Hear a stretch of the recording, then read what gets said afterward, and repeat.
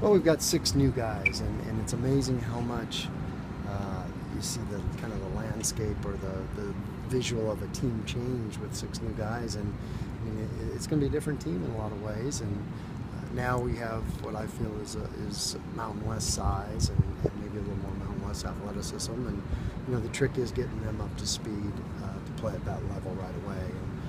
All these new guys, but with 6 new guys, it changes the chemistry, changes the dynamic, and in this case, it really changed the look of our team. When you look at the size, I mean, you've been primarily a 4-guard team. Mm-hmm. Do you envision playing, different style with 2 bigs, or how do you look at the size you have and how you're going to change how you guys play? Well, the thing I feel probably best about is with the addition of some of the size. With like Nick Duncan out there, you don't compromise on skill, and whether he's playing the 4 or the 5.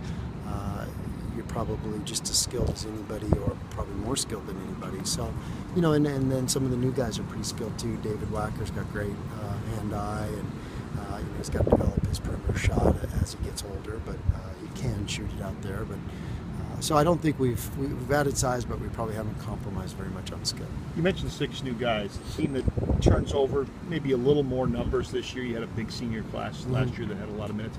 How long does it take to get people to play together? I think in this case, maybe not. Hopefully, not as long as maybe in some other cases. In the fact that these guys are a great fit, they're great.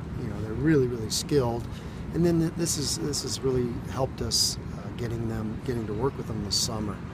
Even though it's 2 hours a week, it makes a big difference because you can give them a lot of things to work on their own, and these guys are hungry to do that. How important is leadership with 6 new guys coming in, and Mikey in particular? Do you expect him to really take on a leadership role this year? Well, I want it to be a joint effort. It's not going to fall on one guy. It's not just Mikey or Derek or Iggy or Anthony or any one guy. We have to do it as a group, and we have to help all these new guys as a group. The coaching staff, the players, everybody included. And I think the guys are really embracing that. But when you look at who we probably lost 3 of our best leaders. So we know that there is going to be, that's probably one of the things that we're guarded against the most, is that there can't be a void or a lack of leadership.